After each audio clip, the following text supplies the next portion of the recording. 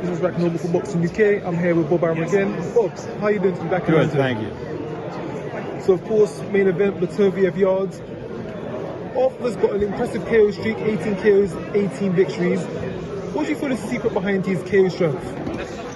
Well, you know, he is the hardest punching light heavyweight that I've ever seen. And I go back to Bob Foster and Jorge Almada and John Conte and Franklin and Eddie Gregory. But this guy is something special. So last time out, you went to New York to fight Joe Smith, his backyard. This time he finds himself in London versus Anthony Yardy's backyard. He's got no issues going to people's backyards, does he? No, he doesn't care. The ring is the same. And the way he fights, the judges are not important. Well, he's had 18 fights and the judges haven't needed to be used once. Right. Look how much money was spent on the judges who didn't do anything. Yeah, that's a good point. So, of course, Yard, he's not an easy task. No one's looking past him. But if he is successful against Yard, would a fight with BIVOL for the undisputed be something of consideration? Yeah, I think so. But we got to be realistic. I think BIVOL is looking first to fight Canelo Alvarez, much bigger financial fight for him.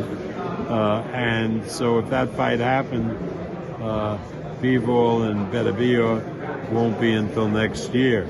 If the Canelo fight doesn't happen, then maybe we can do Beterbiev or BIVOL this year. But certainly that's a fight that Arthur would be looking forward to. If you can't make the fight with BIVOL next, what do you have in store for Beterbiev?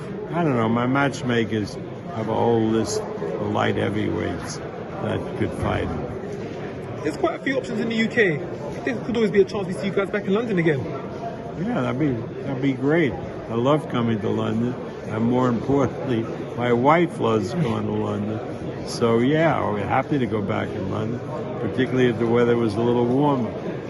To be honest, you came at the worst time of the year. It's absolutely freezing. Come back in the summer, you have a great time. I know. I know enough about England and London to know when we can count on good weather.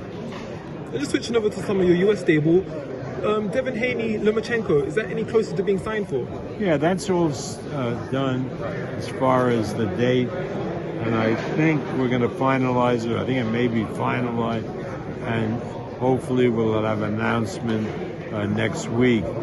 We have a fight show on Friday night in Phoenix, and we hope we will announce that fight, the Haney-Lomachenko fight, on that broadcast. And just looking down the line, of course, Shakur Stevenson, he's going to be in the WBC Eliminator. So could we see Shakur and Devin Haney or Lomachenko at the end of this year? Go call Shakur. Shakur will fight Beterbiev.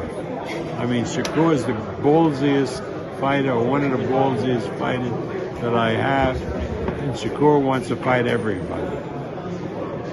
And just moving up the weights, Tyson Fury USYK, Wembley, UK or Saudi Arabia? Could it be either one at this point? We'll know this week. We'll let you know next week. And lastly, on the topic we've spoken about before, one of your favourites, heavyweight coming up, Gerard Anderson. Tell us, what's next for the next big baby? Big Baby is fighting in March, the beginning of March, the semi-final, and then we'll hopefully have him fight in his hometown in Toledo, and then we're going to move him relatively quickly now because he looks like he's really the goods. Potentially so. Thank you very much for your time, Bob. Until next time. Thank you. You're welcome.